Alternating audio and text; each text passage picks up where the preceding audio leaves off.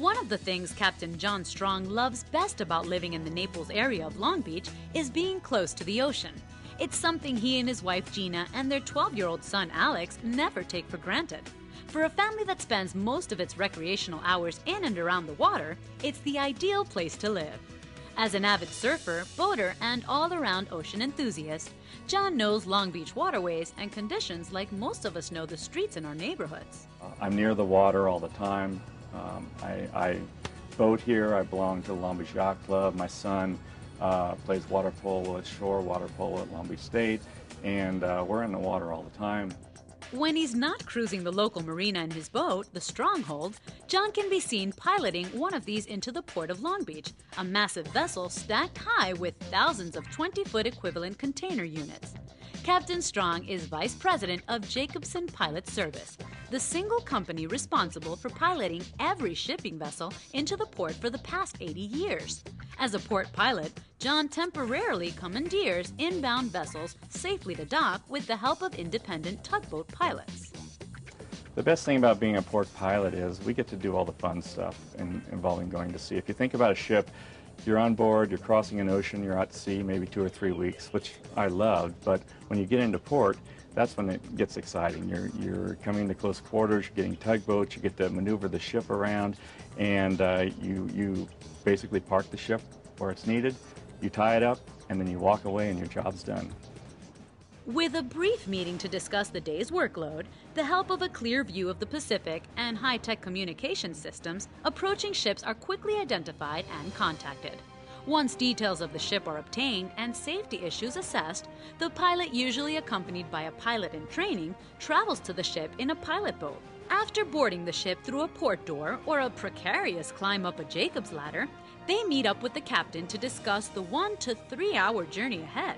From that point on, the ship's in the hands of the pilot. On average, Jacobson moves about 20 ships per day. Right now, in piloting, it's become even a greater challenge because of the ecological responsibilities that we have. Now, we're basically guardians of the port, and our job is to make sure that these ships, as big as they're getting, whether they be container vessels, oil tankers, gas carriers, whatever, is that they don't have an accident coming into the port. To keep a cool head in such a hazardous job, where lives and the environment are on the line, pilots must hold years of varied experience, have great instincts, and rapid-fire decision-making skills. And with security now a major concern, they must also act as the front line for identifying potential dangers, complicating an already difficult task. Weather, that's always probably been my biggest thing when it's stormy or rough, because it's hard to watch them go from the pilot boat. In such a specialized industry, you may be wondering how John got his start. Getting an education, coming out with a third mate's license in the Merchant Marine, it opened up all sorts of doors for me. I worked with Scripps Institute of Oceanography. I've worked supply boats down in South America. I've worked tankers on the West Coast. Probably one of the funnest jobs I've had, but the poorest paying, was sailing as a mate on a 100-foot topsail catch in the Caribbean, making $2 a day. So I've never planned anything in my career in my life. It's just I've done what's been fun, and it's paid off. Timing's everything. I've just happened to be in the right place at the right time.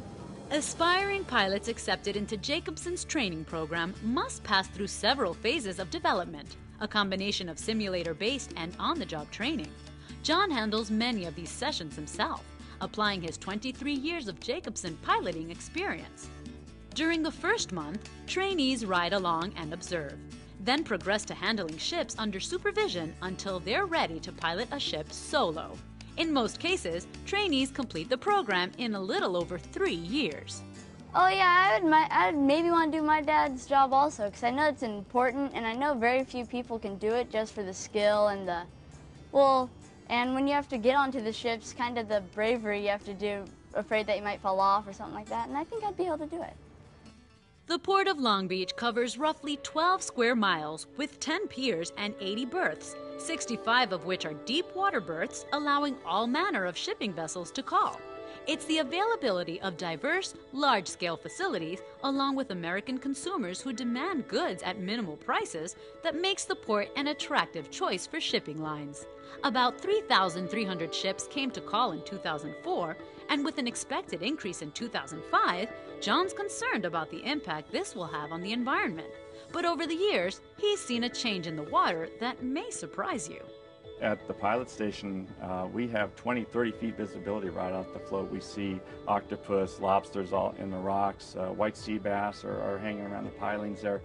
My boat, which I keep in Alamitos Bay, I was just diving on that the other day, and I was just thinking then how much poorer the visibility is here in Alamitos Bay than it is in the Port of Long Beach. Like many who work in the Port of Long Beach, John chose his profession out of a true love of the ocean. And as a Long Beach resident who lists surfing, boating, and kayaking as his favorite activities, he has a particular interest in keeping the water and the environment clean, especially for his son Alex, who already takes an interest in all things aquatic. It's the largest small town I've ever seen. Everybody knows everybody, and they have a real sense of community here, a real sense of responsibility towards the city, which is makes me happy that as a pilot I'm taking part in that. I'm protecting our environment here and fulfilling my responsibility to the city of Long Beach to make sure that the port, at least as far as the ships go, that we don't have any accidents and we don't cause any problems for anybody here.